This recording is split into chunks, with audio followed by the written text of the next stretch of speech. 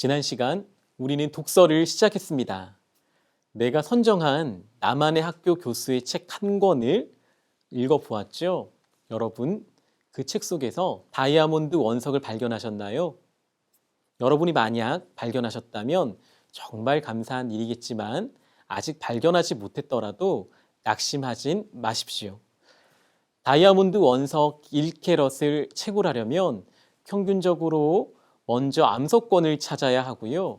그 속에서 150에서 250kg 정도를 판 뒤 약 256톤 정도의 광물을 채굴해야 한다고 말씀을 드렸습니다. 그 원석 중에서도 약 절반만이 세공하고 조탁했을 때의 보석으로서의 가치를 가진다고 하죠. 다이아몬드 공식을 보면 첫째, 먼저 채굴하고 둘째, 조탁을 하고요. 셋째, 그리고 나면 보석이 됩니다. 독서도 마찬가지입니다. 우리가 선정한 8개의 전공은 암석권과 같습니다. 각 전공의 교수들의 책을 파고 또 파면, 즉 채굴을 하면 원석을 발견할 수 있습니다. 이어 발견한 원석으로 내 인생의 보석으로 활용하기 위하여 조탁해야겠죠. 그제서야 나만의 컨텐츠, 나만의 보석 같은 지식, 나만의 무언가가 탄생하게 됩니다. 이 과정 역시 공식으로 볼까요? 먼저 원석 채굴 독서를 하고 조탁 독서를 하면 그건 나만의 컨텐츠가 됩니다. 오늘은 저와 함께 원석 채굴을 위한 독서에 대해 나눠보기로 하겠습니다. 장자 33편을 함께 볼까요? 장자는 중국 전국시대의 최고의 정치가 중 한 명이자 박학다식했던 사상가 그리고 자신의 친구였던 해씨에 대해 이렇게 기록을 했습니다. 해씨 다방 기서오거. 해석하자면 이런 말이죠. 해씨가 다방면에 뛰어나고 박식한 이유는 5수레의 책을 읽었기 때문이다.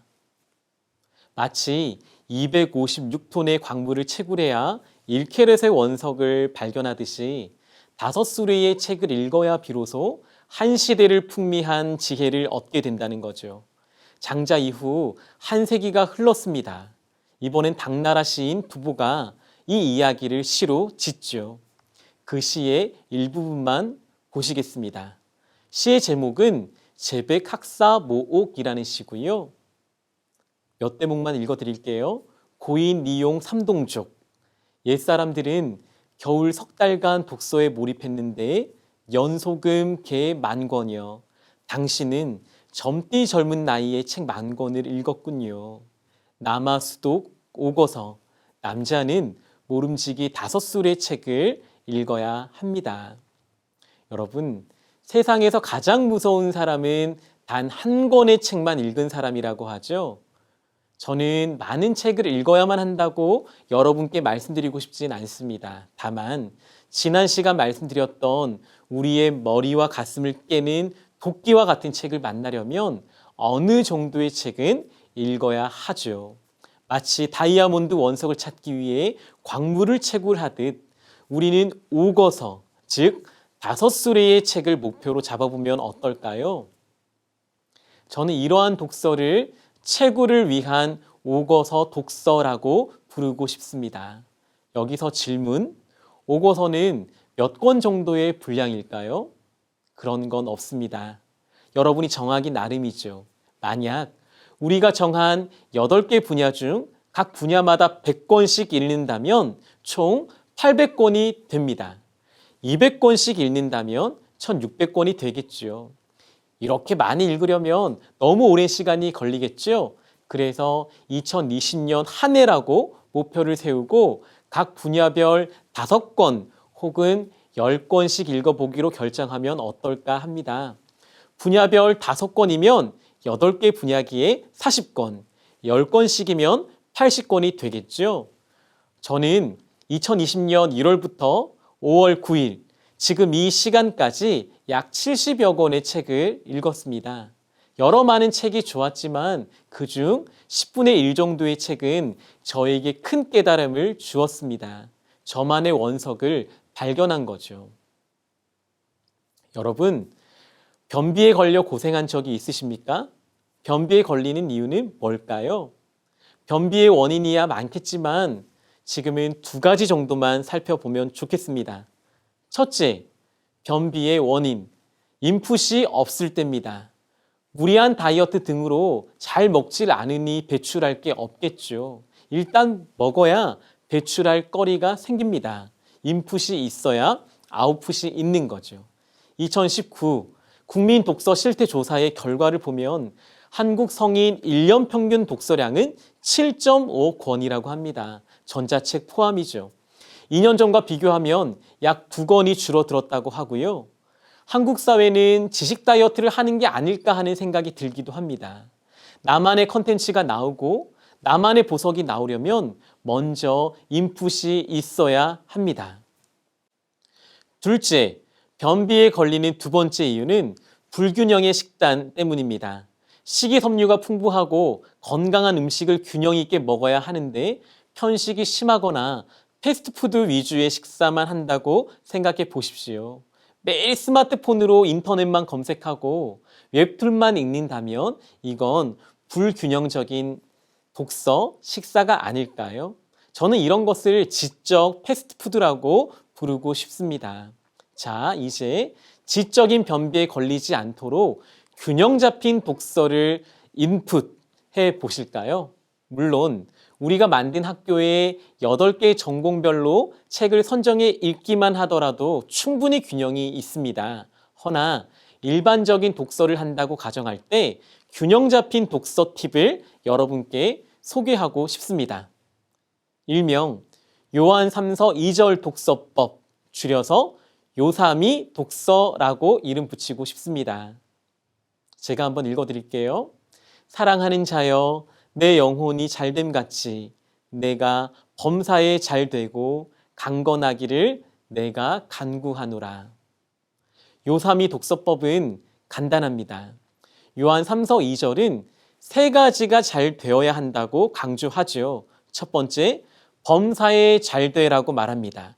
범사에 잘되는 독서죠. 어떤 분들은 고전만 강조하고 또 어떤 분들은 문학만 강조합니다. 하지만 요한 3서 2절은 우리에게 범사에 잘되라고 권면합니다. 저는 여러분들이 꿈을 찾기 위한 책, 그리고 습관이나 자기 개발을 돕는 책도 읽어보라고 권면하고 싶어요. 책을 통해 우리 삶을 좀 더 건강하고 체계적으로 돕는 방법을 배울 수 있기 때문입니다. 둘째, 요한 3서 2절은 강건하라고 말을 하지요. 두 번째 독서법은 강건한 독서입니다. 꿈과 진로, 습관과 자기개발 책도 좋습니다. 이런 책은 맛있죠. 하지만 맛있는 책만을 읽을 수는 없습니다. 우리 삶의 건강을 위해 인문학, 그리고 고전도 읽었으면 좋겠습니다. 어린이를 위한 세계문학, 청소년을 위한 고전, 대학생을 위한 역사 등 우리 내면과 삶을 더 풍요롭고 깊게 만드는 책들이 있어요. 이런 책들을 음미하며 꼭꼭 씹어 독서해 보시기를 바랍니다. 셋째, 영혼이 잘 되라고 말을 하죠. 세 번째 독서는 영혼이 잘 되는 독서입니다. 어학 공부 책을 읽고 영어 실력이 느는 것도 좋고요. 인문학 책과 역사책을 읽어서 지식이 넓고 깊어지는 것도 좋지요. 그러나 우리는 크리스천입니다. 우리의 영혼이 잘 되기 위해 신앙서적을 꼭 읽으시길 추천합니다. 성경을 풀어놓은 책도 좋고요. 신앙 위인, 청교도들의 삶을 그린 책도 좋습니다. 설교를 책으로 간행한 설교집도 꼭꼭 곱씹어 먹어도 좋습니다. 그리고 무엇보다 성경을 매일매일 읽는 것을 놓치지 마십시오. 종교개혁자 루터의 글을 읽으면서 큰 충격을 받을 때가 있었어요. 나는 성경을 1년 2번씩 읽는다. 나는 젊어서 성경을 마스터했다. 읽고 또 읽다 보니 아주 친숙해져서 마치 늘 밟고 다니는 길같이 되었다. 루터의 이야기입니다. 루터는 젊어서 성경을 마스터했다고 하는데요.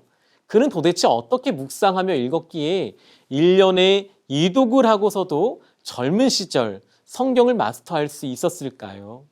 정말이지 깊은 묵상으로 성경을 읽었기에 젊어서 성경을 마스터할 수 있었다고 생각합니다.